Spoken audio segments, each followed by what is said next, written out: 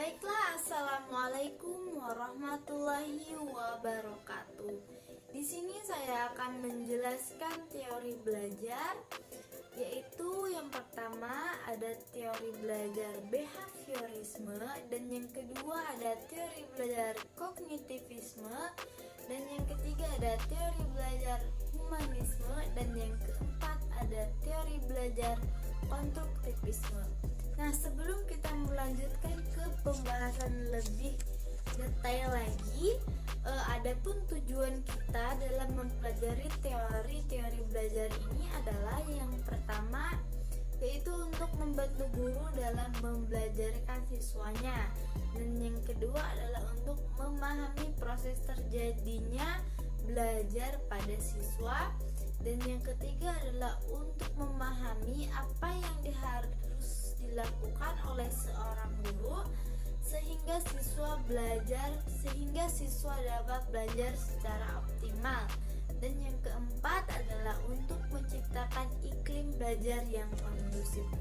Nah, langsung saja kita ke teori belajar yang pertama, yaitu teori belajar behaviorisme.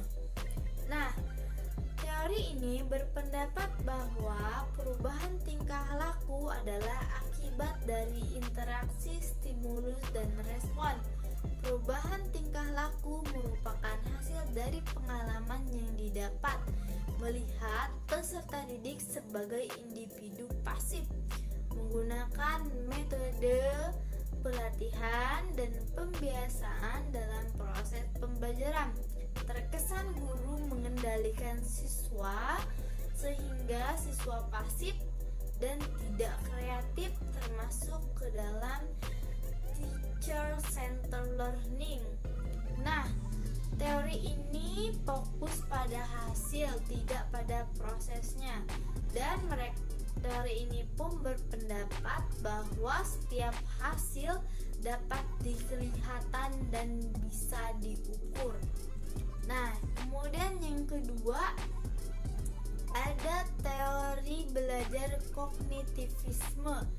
Nah, konsep belajar dalam teori kognitivisme ialah mengenal istilah asimilasi dan akomodasi, yaitu proses belajar secara kontinu antara individu dan lingkungan sehingga menghasilkan perubahan pengetahuan dan tingkah laku. Memiliki pandangan bahwa seseorang yang menerima informasi akan menyusun, menyimpan, dan menemukan hubungan antara pengetahuan yang baru dengan pengetahuan yang telah ada. Nah, proses lebih penting daripada hasil, tidak selalu dapat diukur, melibatkan proses berpikir dan ilmu pengetahuan dibangun dalam diri seseorang melalui proses interaksi yang terus-menerus dengan lingkungan. Siswa memiliki pengetahuan awal dan siswa pun menjadi aktif dan termasuk ke dalam student centered learning. Nah, kemudian yang ketiga ada teori belajar humanisme. Nah, teori ini disebut juga dengan teori memanusiakan manusia. Di sini mengutamakan kebebasan peserta didik dalam menyelesaikan masalah dengan caranya masing-masing. Peserta didik berperan aktif, sedangkan pendidik berperan sebagai pengarah atau fasilitator. Dimulai dan bertujuan memanusiakan manusia. Bagaimana?